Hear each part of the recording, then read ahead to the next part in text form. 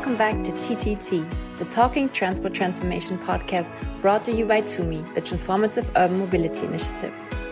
A sustainable mobility transition must serve the needs of all users. Thus, considering social and accessibility dimensions in transport and mobility planning is crucial. With rapid urbanization, more and more people around the world are hit by a phenomenon called transport poverty. For example, many people do not have access to transit services, and available transport options may not be affordable. Furthermore, increasing car dependency is becoming a major challenge, not only in terms of climate and air pollution, but also in terms of social and economic exclusion. We are excited to have Dr. Giulio Mattioli on today's episode. Giulio conducts research at the Department of Transport Planning at Technische Universität Dortmund in Germany. He holds a PhD in Urban and Local European Studies from the University of Milan-Bicocca and has published numerous journal articles. Giulio will tell us about the intersection between social exclusion and sustainable transport, his research on car dependency, and the impacts of transport poverty on diverse geographic locations. So let's listen in. Hi, Giulio. It's so good to have you here today. Thank you for joining. Yeah, thank you for having me. It's great to be here. And I would say, let's not lose any time. And let's just start with our questions for you, if that is okay. We have a lot today, actually. So to kick off, Giulio, your work focuses quite a bit on social exclusion and sustainable transport. Could you provide us with some insight into how these concepts intersect? What are you working on exactly? So my main motivation for looking at this intersection now almost 10 years ago when I started working on it in my PhD was the idea that there is sort of a latent tension between the two, between the social exclusion and sustainable transport, in that if we do live in car-dependent societies, as we do, in most places, having a car sort of provides you with a significant accessibility advantage. But we also live in a climate emergency where we do need to decrease transport emissions very rapidly, and that entails reducing levels of car use as well. So the question in the back of my mind when looking at this was how can we achieve a sustainable transition in transport while taking into account of these inequalities? And particularly since these inequalities can easily become barriers to a sustainable transition. And we see that, for example, in the recent debates on fuel prices and taxes and so on. So that's what made it interesting to me. This is really interesting. And bouncing off of that, you said it before, the second fold of your research analyzes many dimensions surrounding car dependency. You said it. Could you explain to us what exactly is car dependency and what causes it? So how would you conceptualize the term? So, in a generic understanding, car dependence was also sometimes referred to as automobile dependence. There are several different terms there, but it's used as a broad term that to point to sustainable transport failure, basically. So the idea that we would like for transport to become more sustainable, but suitable policy initiatives often get blocked or watered down or are considered as not politically or acceptable or not acceptable by the public. So that resistance to change is sort of what we end up calling car dependence, the idea that we cannot really wean ourselves off high levels of car use, that at least not that quickly. And in my work, I have tried to conceptualize different dimensions or different facets of car dependence, trying to explore perhaps some of them that have been a bit overlooked to date. And I think one first way to think about this is that there are three main understandings of car dependence. One is car dependence as an attribute of places, so of the built environment, that if you build places around the assumption that everyone has a car, you will build places that require people to have a car to get around and to live normal lives, even if they personally as individuals would not want to. And that's the case in areas with low density, low population density, low mix of uses and so on. But there's another understanding of car dependence, which is more as an attribute of individuals. And it's pointing to the fact that some people are individually particularly attached to cars and will tend to use them basically in any case, even when the alternatives are convenient, and I think we all know some people like that, and this is more of a psychological and cultural dimension, which is rather different from the other one. And then perhaps there's a third one, which is less explored, which is like car dependence as an attribute of everyday practices. So it's the idea that there are certain everyday activities which are particularly car dependent per se, and that would be difficult to do with other modes of transport, even if we live in areas that are, even if we live in a large city, even if we individually have a preference for not using the car, there are still some kinds of activities that are more difficult to do without. And some of them involve, say, transporting cargo, such as bulky objects or children or pets, but also certain leisure activities that have sort of evolved around the availability of cars, and so such as, say, hiking or skiing or bird watching, that are, most people who do those things do them by car, and it's pretty difficult to think of ways of doing it in other ways. So this is like a third less explored component, which is the car dependence of activities almost. Yeah, and in some of my later work, I've tried to use another perspective and looked at the political economy of car dependence, but that's something we can talk about later. We do. You said, or you talked about everyday practice. So if I'm not one of the skiing people, where do we see it? Can you give us a concrete example when we look in our cities where car dependency applies? Yeah, I mean, what we found in a study that we carried out a couple of years ago was that, for example, people buying shopping for furniture would tend to do it by car. So if you go to IKEA, you would typically do it by car, even if you can get things delivered at home. But if you're shopping for something bulky, you'd rather do it by car. Or if you're disposing of waste, you often do it by car. And even we found out that there's a certain percentage of people who use the car to walk their dogs.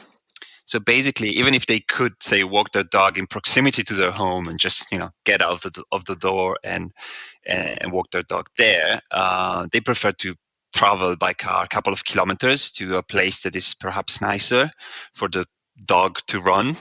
And this sounds a bit silly, but given the amount of dogs that there is and the frequency with which you need to walk your dog, it does account for quite a lot of kilometers at the end of the day, and emissions. Yeah. And what implications does that have? From your point of view, what are, for example, socioeconomic factors that are creating car-dependent societies? Yeah, so here maybe I can tell you a bit more about our work on what we've called the political economy of car dependence. And there we have highlighted 5 main factors. And one of them is the automotive industry. So there's sort of the production side of the equation, because we tend to focus a lot in transport studies on consumption, but all those cars come from somewhere. They are being produced. And the automotive industry is one of the largest and most important industries in our economy. And it's got a lot of influence on policy. And because of how it's structured, it sort of needs to keep producing growing amounts of ever larger cars in order to stay profitable. And we tend to see that in the recent SUV boom, for example. So that's definitely something that's driving car dependence. And the second element is car infrastructure. This includes all kinds of infrastructures that support car use, including not just roads, but also the availability of free parking, for example, or the fact that much of the road space is allocated primarily to cars. And all of these things tend to be sort of taken for granted nowadays after decades of motorization, but they are not. They should not be taken for granted to some extent. Certainly, things like free parking are hard to defend on a rational basis. And then a third element is land use, and we commented on this before, but maybe something that it's not often discussed is that we tend to discuss urban sprawl as a form of land use that is wasteful in many ways, like wasteful of space, of energy, wasteful of materials. But to some extent, I think this is a feature, not a bug in some ways, in that urban sprawl sort of creates demand for certain key industries, including the automotive industry, and that can act as a form of economic stimulus, or at least it's in the interest of certain economic actors. It's not a total irrationality as it's often made to be. I mean, when I read about urban sprawl, it's often presented as, this is totally irrational. Why did we even do that? But I do think there's some sort of economic rationality behind it. And then the fourth element is, we talked about public transport and the way it's set up, and that it's often sometimes not organized in ways that can provide a competitive alternative to car use. And in order to do that, you need to have at least some degree of public control, which is not the case everywhere. It's not the case, for example, in many countries in the global south or in the UK even. And then the very last point is about the cultural aspects that have to do with the car. And there's a whole range of material and symbolic factors that contribute to people being attached to car use, including, for example, the fact that some people prefer to isolate themselves within the car by sharing space with strangers, which is clearly a factor that has gained even more importance since COVID, as we know.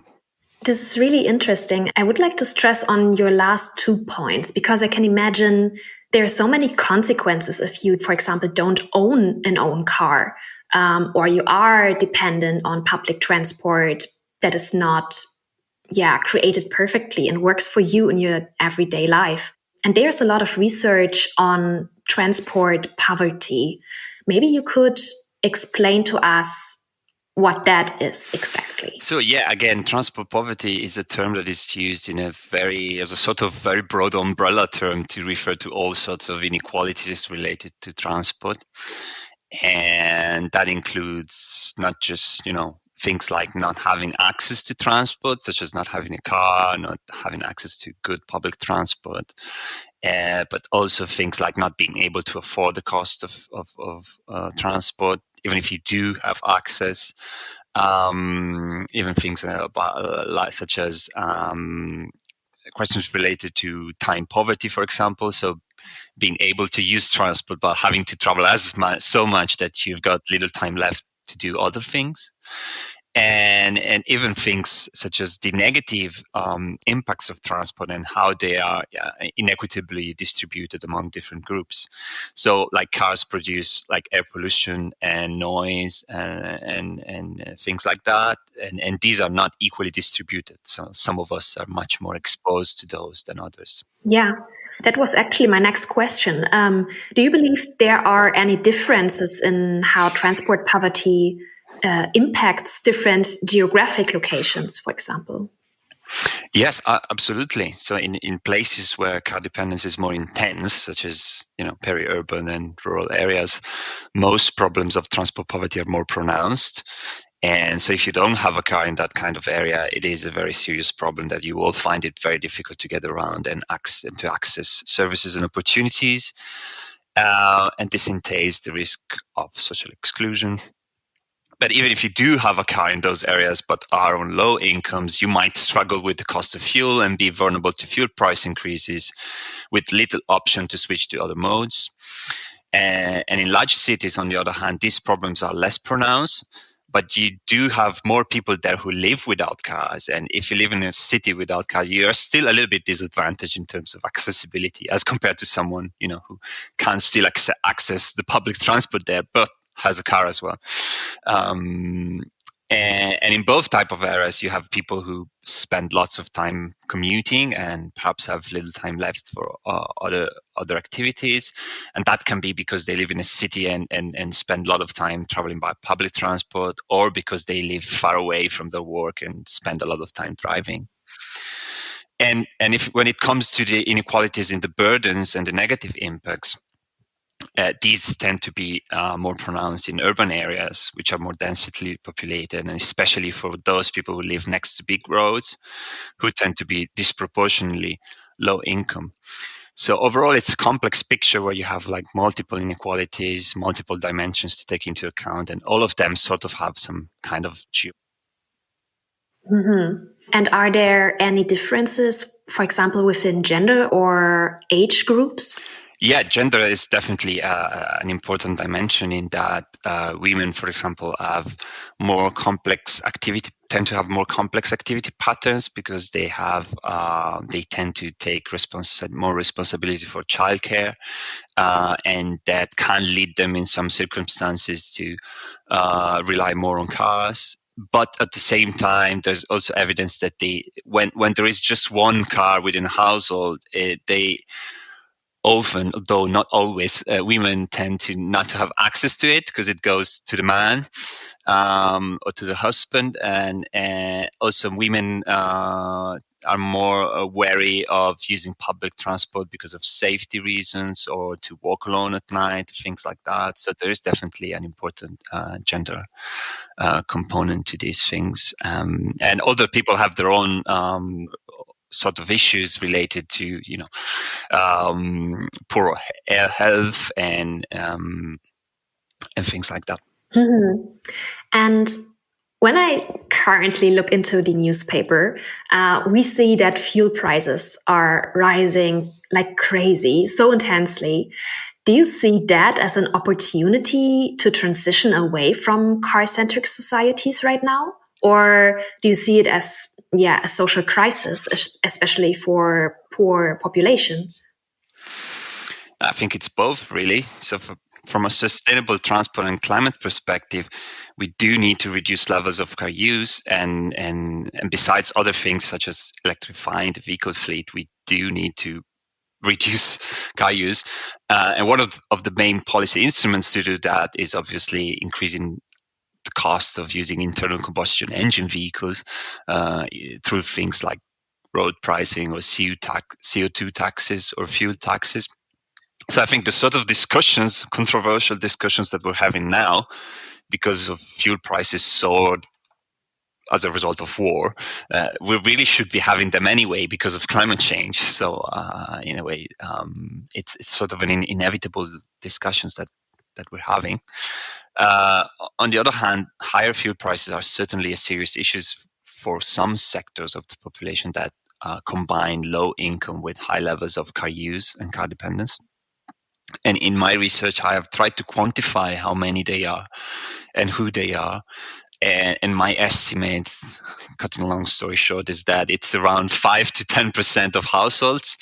So it's not few, but I also think it's not as many as it's often implied in public debates either. So my opinion is that we need to find ways to help this group and make sure that they are not, too badly affected. But we should also keep in mind that there are as many, if not more, low-income people who do not rely on cars and are not vulnerable to fuel price increases, typically because they don't even own one. So, for example, in Germany, up to 50% of households in the lowest income groups do not own a car at all. So, and these are often not part of these discussions when we're talking about the fuel prices and how that will affect the poor. We tend to ignore the fact that actually, for half of the poor, that will not be an issue at all. Yeah. And do you have any concrete policy recommendations to, for example, reduce car dependency for a more sustainable and inclusive mobility system that you could share with us? Yeah, so I think in a way there is a very strong consensus within the sustainable transport research community on what needs to be done about this. And this package of policies would include using land use policies to promote sustainable spatial development patterns. So building settlements in ways that make it possible to have decent levels of accessibility by alternative modes. And second, expanding the provision of alternative modes. For to reallocate road and street space away from cars and towards other modes. What we see is starting to happen in several cities in Europe, actually. And also using fiscal and pricing instruments, things like road pricing and CO2 pricing, to make sure that prices are a bit fairer towards alternative modes. And by the way, I was at a meeting at the International Transport Forum a couple of years ago on exactly this topic, so reversing car dependence in cities. It was a roundtable with some of the main international experts on this question. And the funny thing was that at some point there was a moment of frustration from some of the older people there, like we know these things, we've been saying them for years, it's almost boring by now. The problem is that they are not being implemented. I mean, at least not not as a package. There is no place where they are being implemented all together. And I think if I can add a personal reflection, I think that reflects an underestimation of the political economy component of it. So that even if we have these recipes, there are actually many interests that benefit from and support the car dependent status quo. And so we should expect some kind of backlash when we are pursuing policies to reverse car dependency. And so in that sense, I think we should perhaps start to think about sustainable transport policy as something more political and controversial that we have tended to think about it to date. We are often presented as something technocratic, which would be, objective solutions in the interest of everyone for the common good. But I think we should look at it more as other areas of policies, such as, welfare policy or pensions, where we don't expect all political sides to agree on it. We allow for different political orientations and different sets of values to be there and to compete. And I think there's nothing wrong about that. And perhaps we should think about transport policy more in that way. Mm-hmm. Thank you, Giulio. We are already at our last question, and I would be interested in your view of maybe an example where such policy recommendations worked really well. Do you have any city or any project in mind where, that we could use as a best practice example to move away from car dependency? Yeah, I don't think there is one, actually. I will I will refuse to give an answer in a way, because I think that's one of the main problems perhaps in the debate sometimes, is that there's this idea that there is some place somewhere that has gotten this right? And I don't think there is. I think there are a lot of best practices in specific areas. Perhaps cities that have done very well in terms of pricing, or in terms of taking space away from cars, or in terms of electrifying the vehicle fleet, or in terms of reducing sprawl. But typically, when you look at one of these examples, then pretty soon you find that they are doing something counterproductive in other areas. You know what I mean? I remember there being a lot of hype about Oslo making the city center car free a couple of years ago.